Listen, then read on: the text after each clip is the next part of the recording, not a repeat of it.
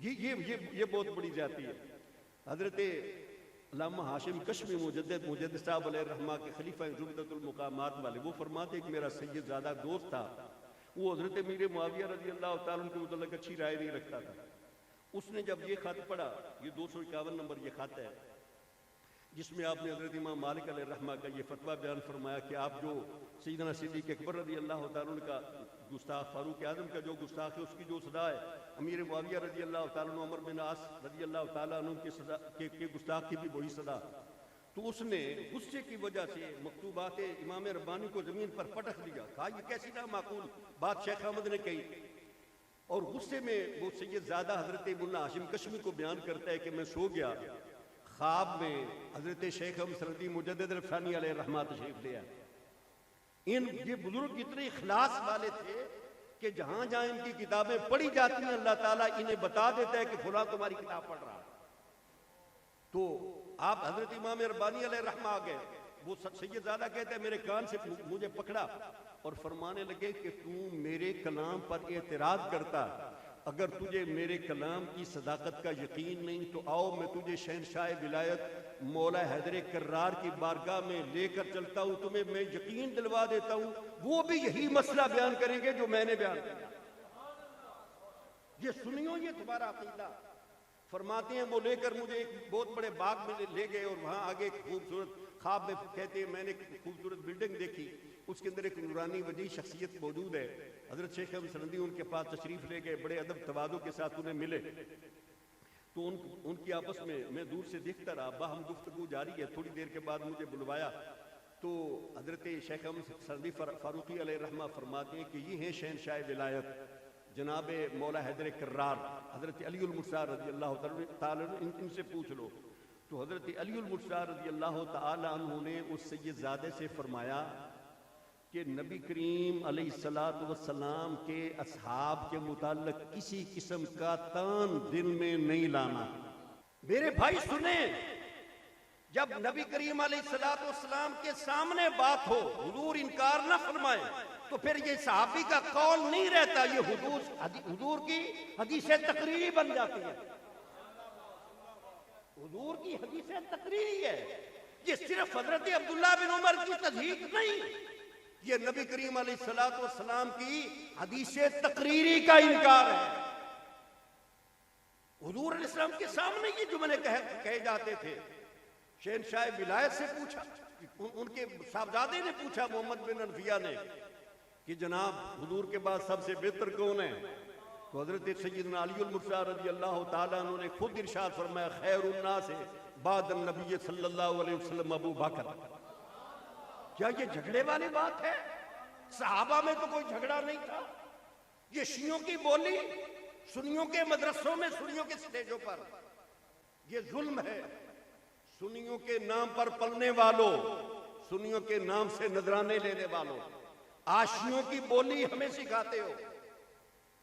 ہم اہل سنت و جماعت ہیں اور سنی ہی مرنا چاہتے ہیں، سنی ہی جینا چاہتے ہیں. ہم چاہتے ہیں کہ ہمارا حشر حضرت امام ربانی کے ساتھ ہو. اگر تم نور اللہ شوسری کے ساتھ مرنا چاہتے ہو تو تم مبارک. جب تک بندے کا عقیدہ درست نہیں ہوتا تب تک اسے کچھ نہیں ملتا. آج یہ بھی بہت سارے سنی خانقاہوں سے یہ آوازیں اٹھنے لگ گئیں. علی پور سے کسی بیوقوف نے کہیں یہ نعرہ لگا تھا ہر صحابی نبی جنتی جنتی. تو اس نے بڑی بکواس بھی کی، کہا کہ تم نے کیا ہر ایک کو ایک باؤ میں تم نے وہ گننا شروع کر دیا، سارے برابر نہیں ہیں.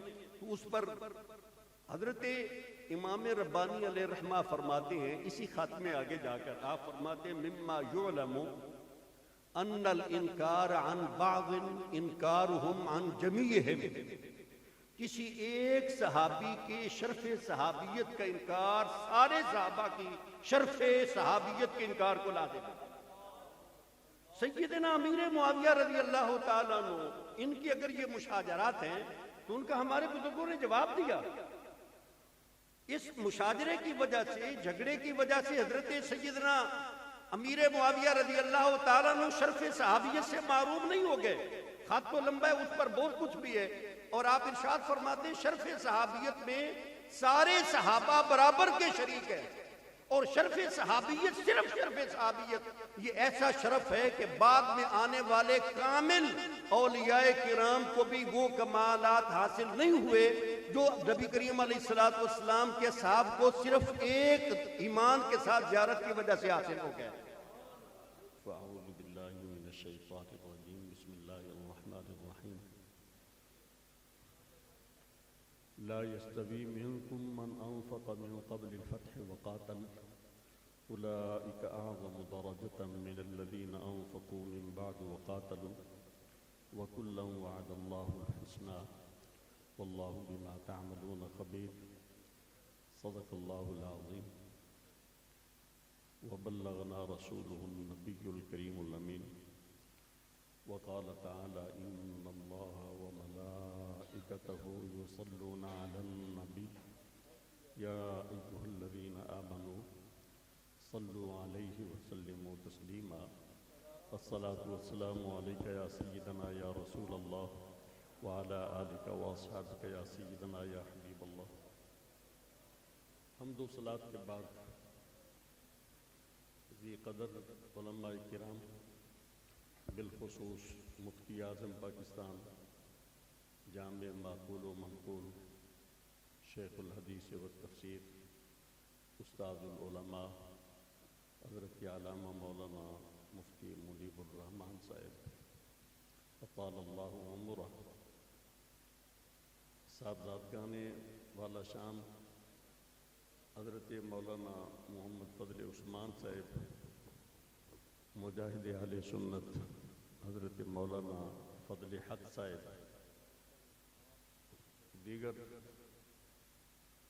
جامعہ آدی کے جمیع اساتذہ کرام، متخرجین، طلباء کرام اور برادران اہل سنت، آج ہم محسن اہل سنت، عالم بعمل، معین الملت والدین، استاد العلماء حضرت علامہ مولانا محمد معین الدین صاحب نور اللہ مرقدہ، بانی جامعہ نقش بندیہ، عاشق رسول، استاد العلماء حضرت علامہ مولانا محمد شریف صاحب نقش بندی نور اللہ مرقدہ، استاد العلماء مجاہد اہل سنت حضرت علامہ مولانا قاری خالد محمود صاحب نقش بندی نور اللہ مرقدہ، استاد العلماء استاد الجامعہ حضرت علامہ مولانا محمد صدیق صاحب نقش بندی قادری نور اللہ مرقدہ، استاد الحفاظ عالم بعمل حضرت علامہ مولانا حافظ محمد جمیل بیگ صاحب نور اللہ مرقدہ، اور دیگر شہر کے علماء کرام کو خراج عقیدت پیش کرنے کے لیے عرس پاک کی اس خوبصورت تقریب سعید میں حاضری کا شرف حاصل کر رہے ہیں. یہ عرس سارے بزرگوں کا ہوتا، نام خواہ ایک کا ہو، یہ جب وصال ثواب ہوگا تو سبھی کو وصال ثواب کیا جائے گا. یہ سارے لوگ اہل سنت و جماعت کے، بالخصوص عوام اہل سنت دسکہ کے محسنین ہیں، اور بڑے استادوں نے، استاد العلماء مولانا محمد شریف صاحب نے یہ پودا لگایا اپنے شیخ گرامی کے حکم سے، اور اس کی آبیاری کا زیادہ یہ حصہ ملا استاد العلماء حضرت مولانا معین الدین صاحب کو، اور ان کی ساری ٹیم نے یہ کارواں چلایا. اور آج اس کی یہ جتنی بہاریں ہیں، جتنا اس کا فیضان ہے، یہ سارے لوگ یقینی طور پر خراج عقیدت کے مستحق ہیں. اللہ تعالیٰ ان سب کے درجات کو بلند فرمائے، اور اس جامعہ کو رب تعالیٰ دن دگنا رات چگنا ترقی عطا فرمائے. بہت سارے فتنے ہیں، مفتی صاحب بھی تقریباً ہر جگہ پر اہل سنت و جماعت کی ترجمانی فرماتے ہوئے اپنے فرائض سر انجام دیتے ہیں، اور بڑی خوشی ہوتی ہے کہ اس طرح بے باک ترجمان اہل سنت و جماعت کا، کہ بغیر کسی رو رعایت کے اہل سنت و جماعت کے عقائد کا تحفظ اور وقار کی بحالی کے لیے آپ کی کوششیں یقینی طور پر یہ مستحسن ہے، اور اللہ تعالیٰ کے فضل سے یقین کامل ہے کہ اللہ تعالیٰ اور اس کے رسول صلی اللہ علیہ وسلم کی بارگاہ میں مقبول بھی ہیں. ہمارے اس علاقے میں مہینے قبل یا کچھ سال قبل سے لے کر تفضیلیت اسے بڑی بڑھوتری مل رہی ہے، اور پھر تفضیلیت کی سیڑھی سے آگے لوگ کہاں سے کہاں تک پہنچ رہے ہیں، آپ سارے لوگ اس کا ادراک کر رہے ہیں۔ حضرت امام ربانی قندیل نورانی، حضرت مجدد الفسانی شیخ مسرندی فاروقی علیہ الرحمہ، آپ نے بھی اپنے دور میں ان مسائل کا ادراک فرمایا تھا، اور یہ جامعہ نقشبندیہ مجددیہ یہ انہی کے ناموں سے یہ بنا ہوا ہے۔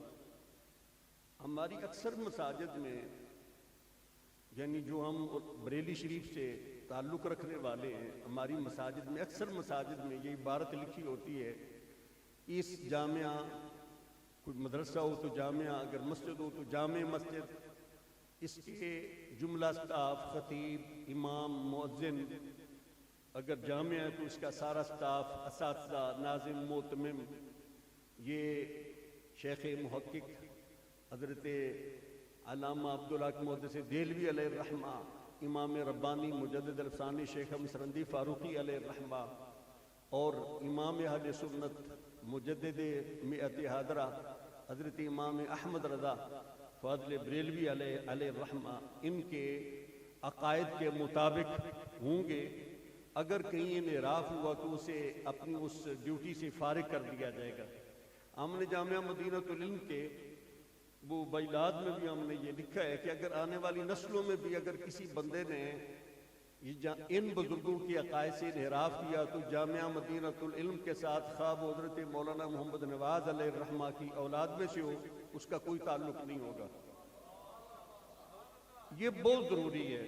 آج ہمیں یہاں بہت سارے اس کے اسباب ہیں، میں اسباب کے متعلق زیادہ نہیں کروں گا کہ یہ کہاں سے پیسہ آ رہا ہے اور یہ ایسا کیوں ہے۔ اس میں ہمارے بزرگوں کی اولادوں میں سے بہت سارے لوگوں نے بڑا بنیادی رول ادا کیا، اور میں اس سلسلے میں یہ عرض کرنا چاہوں گا کہ ساری خانقاہیں بھی اور سارے مدارس بھی اگر اپنے ان بزرگوں کے عقائد پہ متفق ہو جائیں تو صرف تفضیلیت ہی نہیں، رافضیت، شیعت، وہابیت، دیوبندیت، یہ قادیانیت، سارے بدعقیدہ لوگوں کی بالکل وہ یہ انہیں قلع کما کیا جا سکتا ہے، ان سب کی جڑیں بالکل وہ اکھاڑی جا سکتی ہیں۔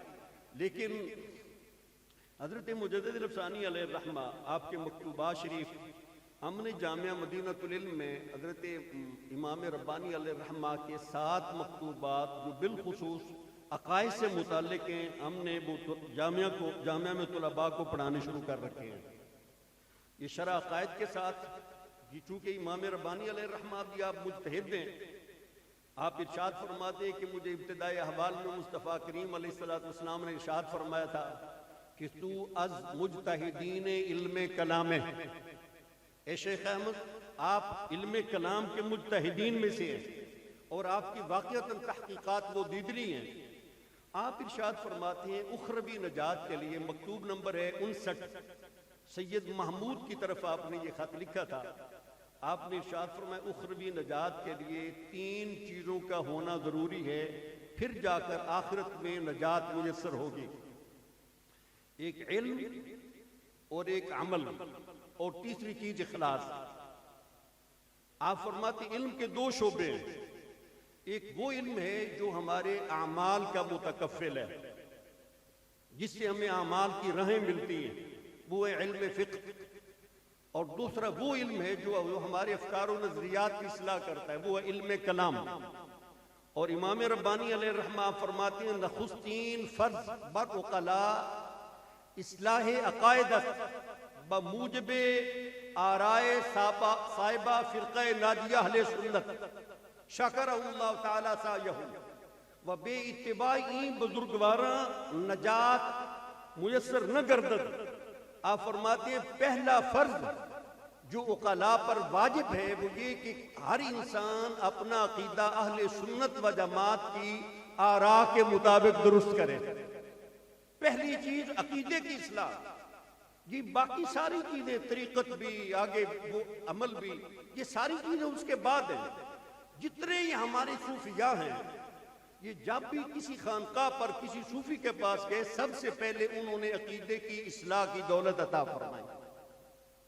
چونکہ یہ سارے یہ جامعہ نقشبندیہ والے بکھی سے متعلق ہیں اور بکھی میں استاد العلماء حضرت پیر سید جلال الدین شاہ صاحب، والد گرامی حضرت مولانا محمد نواز صاحب نبر اللہ مرقدہم، یہ سارے بریلی شریف سے فیض یافتہ تھے، دورہ حدیث کیے ہوئے تھے. آستانہ عالیہ حضرت کیلیاں والا شریف کے ساتھ ان کا تعلق تھا.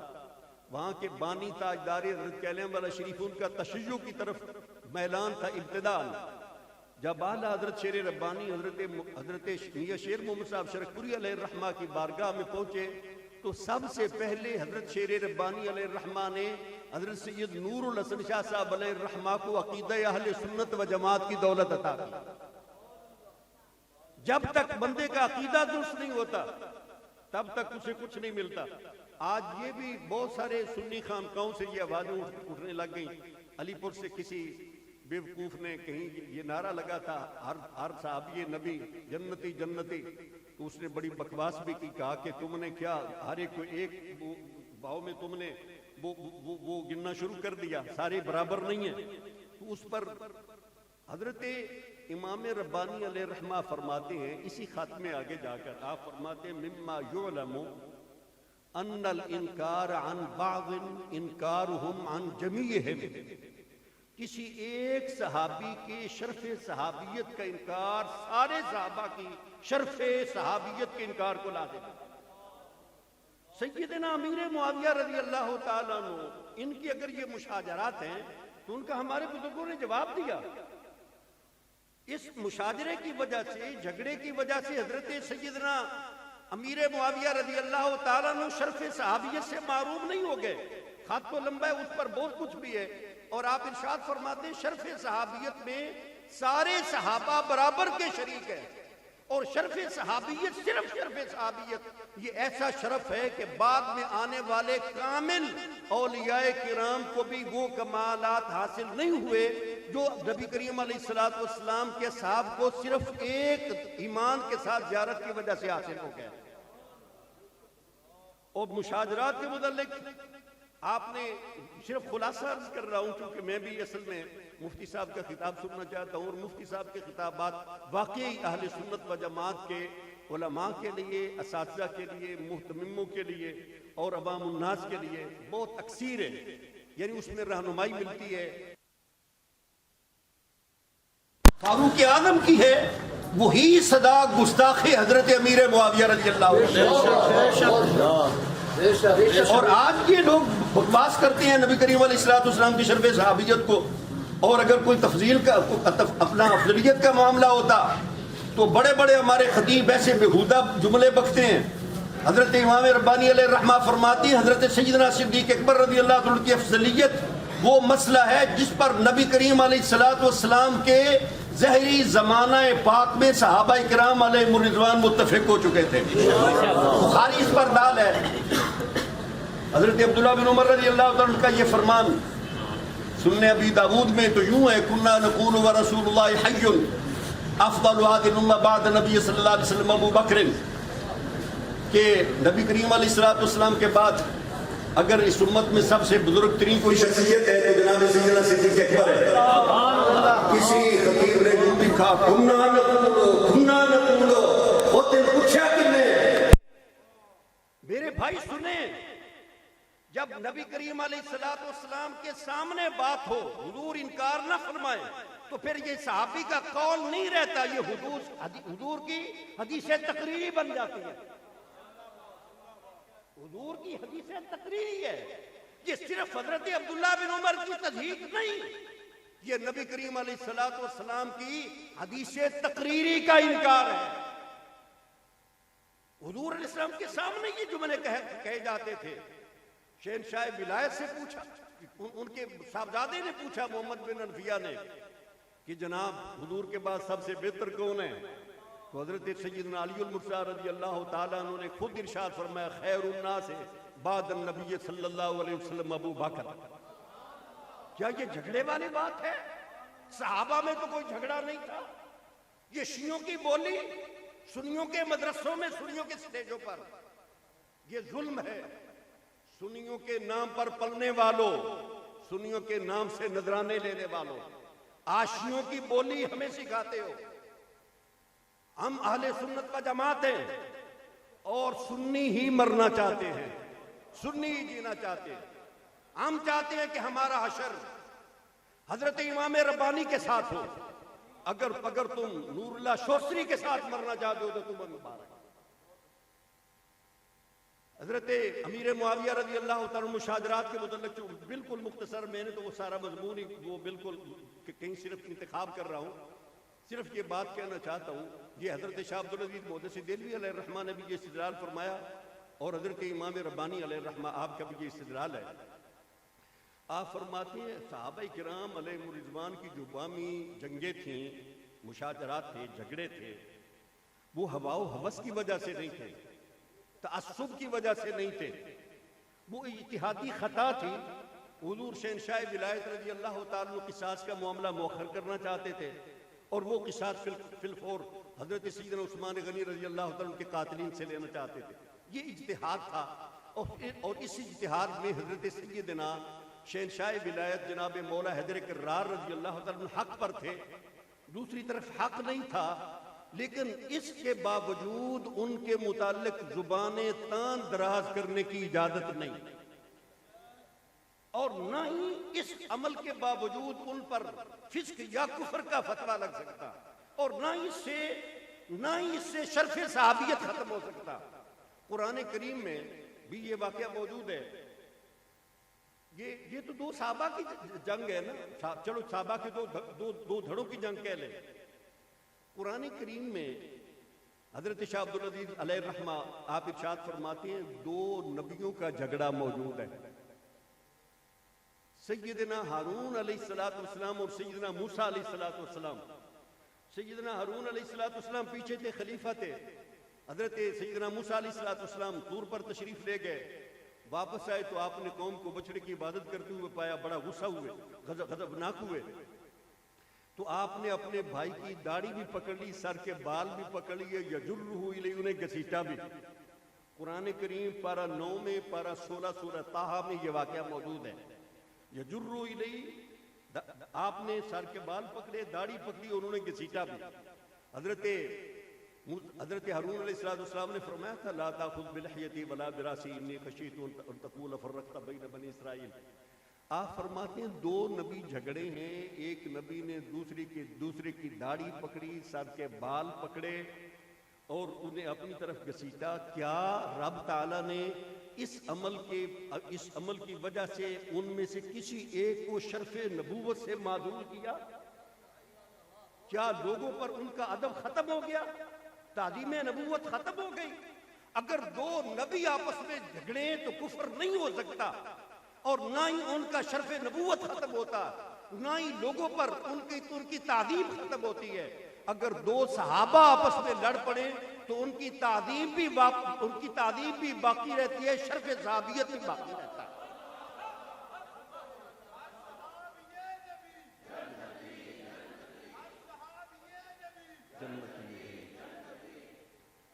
اور کیا ہم ان نادانوں کی وجہ سے کلم وعد اللہ الحسنہ اس پر ایمان اپنا ختم کر لیں؟ رب تعالیٰ ارشاد فرمایا کلم وعد اللہ الحسنہ، اللہ تعالیٰ نے یہ فتح مکہ سے پہلے والے ہوں یا بعد والے ہوں، اللہ تعالیٰ نے سبھی کے ساتھ جنت کا وعدہ فرما دیا، سبھی کے ساتھ۔ اور محبوب کریم علیہ السلام نے ارشاد فرمایا لا یمس النار مسلمن من رآنی اور رآ من رآنی، جس بندے نے حالت ایمان سے مجھے دیکھ لیا، حضور نے فرمایا جہنم کی آگ اسے چھوئے گی بھی نہیں، بلکہ صرف اتنا نہیں بلکہ جس نے میرے صحابی کو دیکھ لیا جہنم کی آگ اسے بھی نہیں چھوئے گی۔ آج بعد منافقین کے نام لے کر صحابہ کرام علیہ الرضوان کے متعلق سوال، وہ جی فلاں بندہ وہ حضور کا صحابی تھا، وہ مرتد ہو کر مر گیا، تو تم سارے ارے بھائی مرتد کا حکم اور ہے، منافق کا حکم اور ہے۔ ہم تو صحابی اسے مانتے ہیں جس نے حالت ایمان میں محبوب کریم علیہ السلام کی زیارت کی ہو اور اسی ایمان پر اس بندے کو رب تعالیٰ نے خاتمہ بھی عطا فرمایا ہو. ابھی تک صحابی کی تاریخ نہیں معلوم. یہ بہت بڑا یہ ظلم ہے. اور آج یہ بدبختی یہ ہے کہ اس میں سادات زیادہ اس میں ملوث ہو رہے ہیں. یہ بہت بڑی زیادتی ہے. حضرت علامہ ہاشم کشمی مجدد صاحب علیہ الرحمہ کے خلیفہ زبدۃ المقامات والے، وہ فرماتے کہ میرا سید زادہ دوست تھا، وہ حضرت امیر معاویہ رضی اللہ تعالیٰ عنہ کے متعلق اچھی رائے نہیں رکھتا تھا. اس نے جب یہ خط پڑھا، یہ 251 نمبر یہ خط ہے جس میں آپ نے حضرت امام مالک علیہ الرحمہ کا یہ فتویٰ بیان فرمایا کہ آپ جو سیدنا صدیق اکبر رضی اللہ تعالیٰ عنہ کا گستاخ، فاروق اعظم کا جو گستاخ ہے اس کی جو سزا ہے، امیر معاویہ رضی اللہ تعالیٰ عنہ، عمر بن عاص رضی اللہ تعالیٰ عنہ کی سزا کے گستاخ کی بھی وہی سزا. تو اس نے غصے کی وجہ سے مکتوبات امام ربانی کو زمین پر پٹخ دیا. کہا یہ کیسی نامعقول بات شیخ احمد نے کہی. اور غصے میں وہ سید زادہ حضرت مولانا ہاشم کشمی کو بیان کرتا ہے کہ میں سو گیا، خواب میں حضرت شیخ احمد سندی مجدد الفسانی علیہ الرحمہ تشریف لے آئے. یہ بزرگ اتنے اخلاص والے تھے کہ جہاں جہاں ان کی کتابیں پڑھی جاتی ہیں اللہ تعالیٰ انہیں بتا دیتا ہے کہ فلاں تمہاری کتاب پڑھ رہا ہے. تو آپ حضرت امام ربانی علیہ الرحمہ آ گئے. وہ سید زادہ کہتے ہیں میرے کان سے مجھے پکڑا اور فرمانے لگے کہ تو میرے کلام پر اعتراض کرتا، اگر تجھے میرے کلام کی صداقت کا یقین نہیں تو آؤ میں تجھے شہنشاہ ولایت مولا حیدر کرار کی بارگاہ میں لے کر چلتا ہوں، تمہیں میں یقین دلوا دیتا ہوں، وہ بھی یہی مسئلہ بیان کریں گے جو میں نے بیان کیا. یہ سنیو، یہ تمہارا عقیدہ. فرماتے ہیں وہ لے کر مجھے ایک بہت بڑے باغ میں لے گئے اور وہاں آگے ایک خوبصورت خواب میں کہتے ہیں میں نے ایک خوبصورت بلڈنگ دیکھی، اس کے اندر ایک نورانی وجیح شخصیت موجود ہے. حضرت شیخ احمد سندی ان کے پاس تشریف لے گئے، بڑے ادب تواضع کے ساتھ انہیں ملے.